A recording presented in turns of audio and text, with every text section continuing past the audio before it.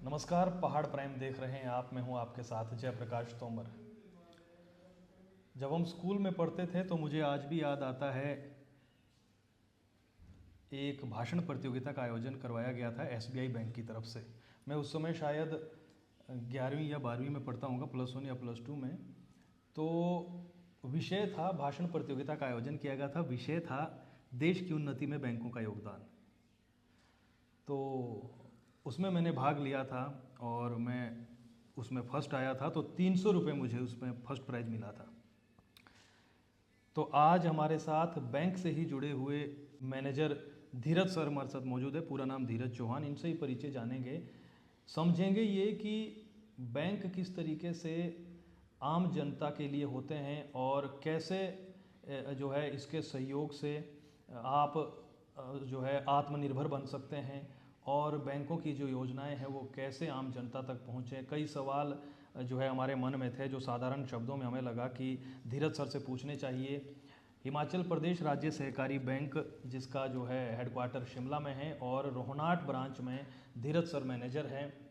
आज इनके ब्रांच को शिमला में सम्मानित भी किया गया एक योजना के लिए। महिलाओं से जुड़ी हुई वो योजना है और उसका लाभ कई महिलाएं उठा सकती है, खासकर ग्रामीण परिवेश में जो सामान्य महिलाएं जो खेतीबाड़ी से जुड़ी है, घर में काम करती है, गृहिणी हैं। तो सबसे पहले धीरज सर आपका स्वागत है। दूसरा, आपको बधाई हो क्योंकि आपकी ब्रांच ने जो है रिकॉर्ड, मुझे लगता है कि जो वो योजना है वो आपसे ही हम समझेंगे, उसमें काम किया है। तो सबसे पहले तो आपका स्वागत है। धन्यवाद जयप्रकाश जी। सबसे पहले तो पहाड़ न्यूज़ का मैं अपनी तहे दिल से शुक्रिया अदा करता हूं कि मुझे आपने इस वार्ता में शामिल किया है। चाय पे एक चर्चा हमारी हुई जी। थोड़ा मैं अपना परिचय देना चाहूँगा कि मेरा नाम धीरज कुमार चौहान है और मैं वर्तमान में हिमाचल प्रदेश राज्य सहकारी बैंक शाखा रोहनाट में प्रबंधक के तौर पर कार्यरत हूँ। जी। मैं 7 अगस्त 2023 को रोहनाट शाखा को ज्वाइन किया था। तो शाखा को जब मैंने ज्वाइन किया तो वहाँ पे मैंने देखा कि यहाँ पे बिजनेस स्कोप के बारे में सोचता था हमेशा। और बहुत और वहाँ दुर्गम पे क्षेत्र है। दुर्गम क्षेत्र है, तो वहाँ पे बहुत ज़्यादा इतनी अपॉर्चुनिटीज़ अवेलेबल नहीं थी बैंकिंग के बिजनेस के लिए भी।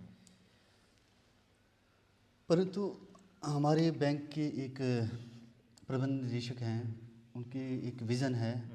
उन्होंने 2 बहुत अच्छी स्कीम हमारे बैंक में लेके आए। जी। उसमें से एक महिलाओं के लिए थी, एक बच्चों के लिए थी। साथ में चाय भी पीते हाँ जाइए, हाँ, नहीं चाय ठंडी हो बिल्कुल जाएगी, बिल्कुल, क्योंकि चाय चर्चा है, हमारी चाय तो वार्तालाप का यही एक अच्छा हुआ है कि हमने आम चर्चाएं करनी है। ये कोई इंटरव्यू नहीं है, कोई बिल्कुल डिबेट नहीं है, बिल्कुल बिल्कुल। आम जनता को फायदा हो सके, इसलिए हमें लगा था कि आपसे बात करनी चाहिए। जी। तो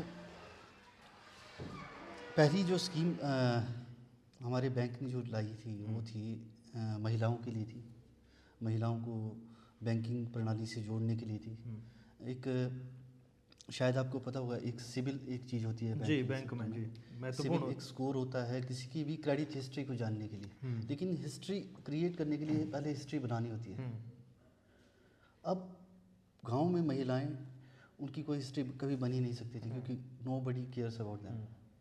ठीक है, कोई उनको लोन नहीं देता है। गांव में महिला है, डिपेंड वो अपने हस्बैंड पे करती है, तो उसको कोई क्यों लोन देगा। जब उनको लोन देंगे ही नहीं तो उनकी हिस्ट्री भी कैसे डेवलप होगी। तो हमारे बैंक के विजनरी एमडी साहब, उन्होंने एक स्कीम बैंक के लिए लेके आए कि जो आम महिलाएं हैं उनको विदाउट एनी कोलेटरल सिक्योरिटी और गारंटी एक ऋण दिया जाए, जिससे महिलाओं की जो क्या नाम एक आत्मनिर्भरता है। मोरल बूस्ट करने के लिए। ये अमाउंट बहुत ज़्यादा नहीं था, मात्र 21,000 का था फर्स्ट डोज। परंतु ये 21,000 किसी महिला के एक ग्रामीण परिवेश में कितने काम आ सकते हैं, ये आप इमेजिन करके देखिए। अगर वो महिला मान लीजिए किसी एग्रीकल्चर से जुड़ी है, ठीक है, एग्रीकल्चर में भी 2 चीज़ होती है, एनिमल हस्बेंड्री है और क्रॉप है। तो अगर वो अदरक का बीज खरीदती है 21,000 का, तो वो कम से कम उसको 10 गुना कमा सकती 2 है। लाख रुपए की उसकी आमदनी साल में हो जाती है। पशुपालन में भी अगर बकरी अगर पालन, पशुपालन में अगर हो जाती है तो एक बकरियां या बकरी खरीदती, तो वो आपको पता है हमारे यहाँ क्या कल्चर है, बिल्कुल। तो अच्छा खासा पैसा उससे वो बना सकते हैं। तो इससे हुआ क्या, सबसे पहले तो महिलाओं के बैंक में खाते खुलने शुरू हुए।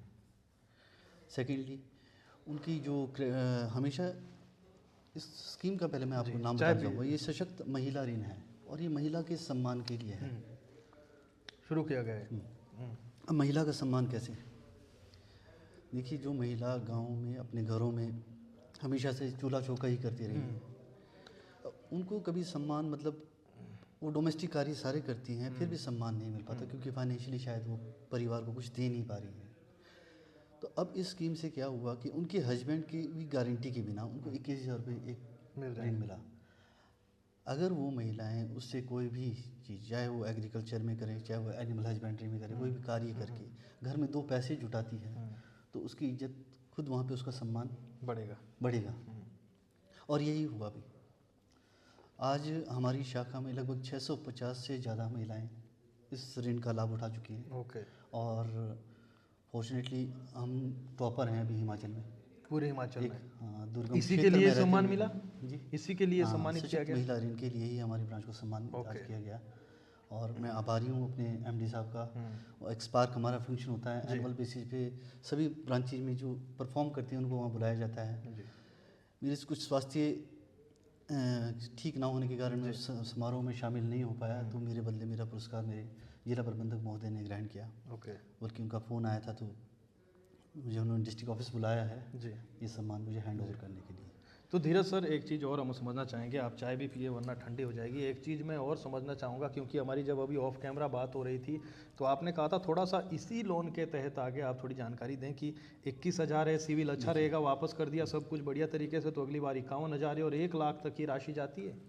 देखिए, ये जो स्कीम थी, सबसे पहले मैं आपको एक और बात बताना चाहूँगा कि इस स्कीम से ना केवल महिलाओं का सम्मान बढ़ा है, पर बैंक का भी सम्मान बढ़ा है। अभी पीछे G20 इंडिया में हुआ था एक फंक्शन, तो उसमें हमारा एकमात्र कोऑपरेटिव बैंक G20 राज्य सहकारी बैंक था जिसकी उसमें भागीदारी रही G20 में। हाँ, और उसका मूल कारण यही स्कीम थी। ओके। कि हमने कितने लोगों को, कितने महिलाओं डिप्राइव्ड पीपल को, और विशेषकर महिलाएं, डिप्राइव में भी महिलाएं और डिप्राइव होती है। एक गरीब घर की महिला, मतलब सबसे ज़्यादा, मतलब गरीब होना एक तो, और फिर महिला होना, कितने डिप्राइव वो लोग हैं, तो उनको उठाने के लिए हमारे बैंक ने ये स्कीम लेके आए। तो इसके लिए हमें G20 का में मेंबरशिप, एक उसमें पार्टिसिपेशन का मौका मिला, और हमें सम्मानित भी किया गया एज एन बैंक। तो ये बैंक का भी सम्मान है। ऐसा होता है JP कि जब हम बैंक के अंदर काम करते हैं, तो हमारा उद्देश्य मात्र ये नहीं है कि आज पोटेंशियल कस्टमर, मतलब आज के हिसाब से देखें कौन वेल्दी है कौन नहीं है, ये समय है और समय का चक्र बदलता है। हमारा फोकस हमेशा से कस्टमर बेस बढ़ाने पर रहा है, क्योंकि कब किसका समय बदलता है, कब किसके पास पैसा आता है, ये हमें नहीं पता। तो आपके आने से पहले कितने खाते वहाँ पर थे और इस वक्त कितने हैं? एक साल में लगभग 650 नए खाते खुले हैं। ओके। और 650 जो नए खाते खुले हैं, उन सब खातों में उसका इंश्योरेंस भी कराया गया है। अब गांव की वो महिलाएं, जो आमदनी तो उनकी थी नहीं, लेकिन उसकी लाइफ की भी कोई वैल्यू नहीं थी, और समझाना भी उनको आज मुश्किल की है। डेट में उन सब लोगों को इंश्योरेंस है। 4-4 लाख रुपए के लिए वो लोग बीमित हैं। और बीमा की राशि भी वो आपको पता है, प्रधानमंत्री जीवन ज्योति और जीवन सुरक्षा एक नाम मात्र सी राशि के बदले उनको 4 लाख रुपए का बीमा हमने किया है। तो इस स्कीम के बारे में बताने के लिए प्रदेश स्तर पर कुछ मुहिम होती है, या आपने अपने स्तर पर कितनी कोशिश की तब जाकर ये खाते खुले? देखिए, स्कीम तो मैंने आपको बताया कि हमारे प्रबंध निदेशक जो हैं श्रवण मांटा जी, उन्होंने इस स्कीम को लाया, तो उनका योगदान तो सबसे पहले है। उसके बाद नाबार्ड, बैंकों में एक डेफ फंड नाम की चीज़ होती है, एक जो हमारे इन ऑपरेटिव अकाउंट होते हैं, 10 साल के बाद अगर वो कस्टमर हम ट्रेस नहीं कर पाते, तो वो पैसा हमारे को RBI को रेमिट करना होता है। और RBI वो पैसा जो है नाबार्ड के द्वारा बैंकों में FLDC, financial literacy digital literacy camp, या FLC, या विलेज लेवल प्रोग्राम, साधारण शब्दों में जागरूकता शिविर लगाने में बिल्कुल खर्च करता है। तो हम सब ब्रांचेज को इसका कुछ ना कुछ फंड आता है, तो उसी फंड से मैंने 2-4 कैंप ऑर्गेनाइज किए, लोगों को थोड़ा जागरूक, पंचायत स्तर के साथ मिलकर किया, तो उसका फ़ायदा हमारे को मिला है। हमारा कस्टमर बेस बढ़ा है, बिजनेस बढ़ा है, लोगों की आमदनी बढ़ी है, तो कहीं ना कहीं बैंक को इसमें फ़ायदा है। जी, 2 चीज़ें मैं अब सिर्फ समझना चाहूँगा। एक तो प्रोसेस जो है क्या रहता है इस लोन का, अगर कोई महिला जिन्हें आज भी जानकारी नहीं हो, कई महिलाएं होगी जिन्हें जानकारी नहीं, क्या इसमें कुंवारी लड़कियां भी शामिल है? क्या इसमें, और दूसरी बात प्रोसेस क्या है? और एक मैं तीसरा सवाल भूल ना जाऊँ तो मैं पहले बता देता हूँ कि जो है जो पैसा महिलाएं लेकर जाती है, क्योंकि हमने देखा है कि महिलाएं अगर पैसा लेकर जा रही है तो जाहिर है वो नशे में, शराब में, जुए में खर्च करने की हमने खबरें नहीं सुनी ज़्यादातर, वो उसका सदुपयोग करती है। तो क्या ये डाटा आपके पास आता है कि महिला ने पैसे लेके गई, किस पर उसने लगाए थे, क्या उसने काम शुरू किया, ताकि और महिलाएं भी समझ पाएँ? देखिए, ये जो लोन है, जब हम इसको देते हैं तो हम उससे उसका पर्पज़ तो ज़रूर पूछते हैं कि आपने लोन का करना क्या है, ठीक है। और मेरे को लगता है कि जैसे आपने बताया कि अगर हम जनरली देखें तो महिलाएं पुरुषों से ज़्यादा मतलब रीपेमेंट के मामले में अच्छी होती हैं। उनको उनका एक करेक्टर होता है बहुत अच्छा, और हम उनका फाइनेंशियल करेक्टर अब बना रहे हैं।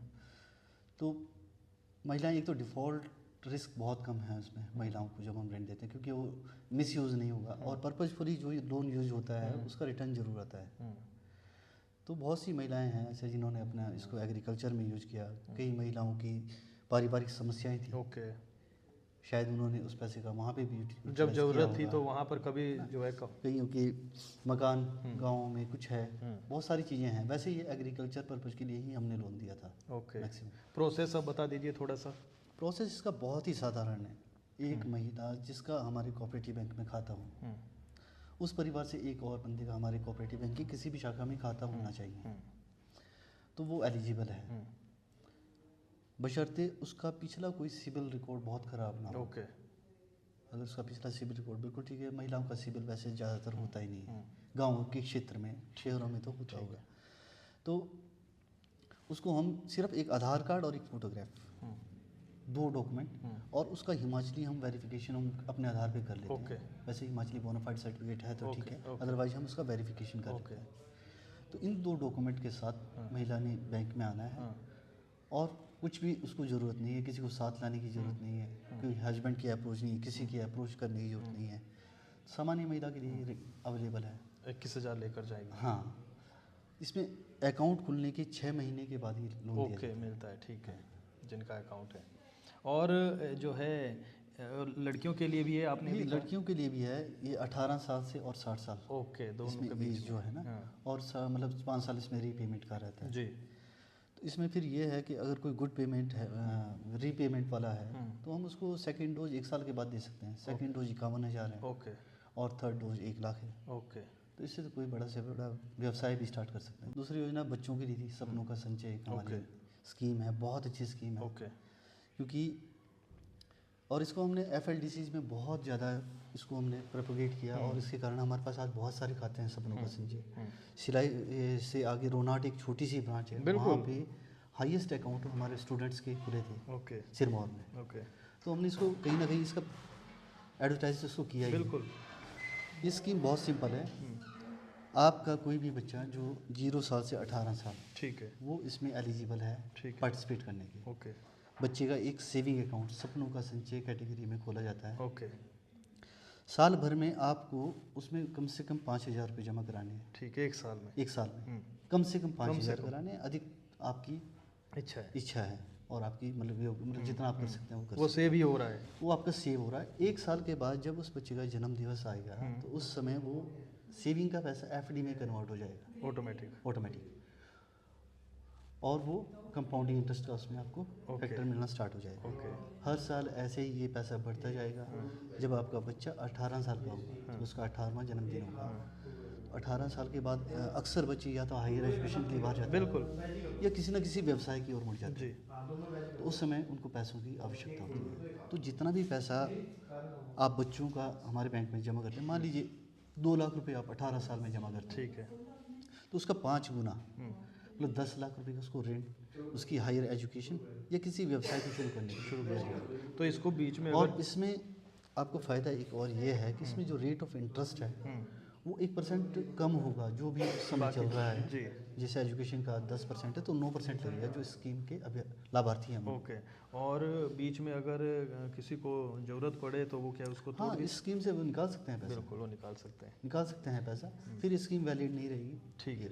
और इसके अलावा कोई और जानकारी आप देना चाहें, क्योंकि हमें लगता है कि आम जनता के बीच बैंक कोई भी हो, जो है खासकर ये जो हम हिमाचल सहकारी बैंक की बात करते हैं, कोऑपरेटिव बैंक की बात करते हैं, कर्मचारियों के खाते ज़्यादा रहते हैं, फिर भी आम जनता को जानकारी नहीं रहती है योजनाओं की, स्कीम्स की।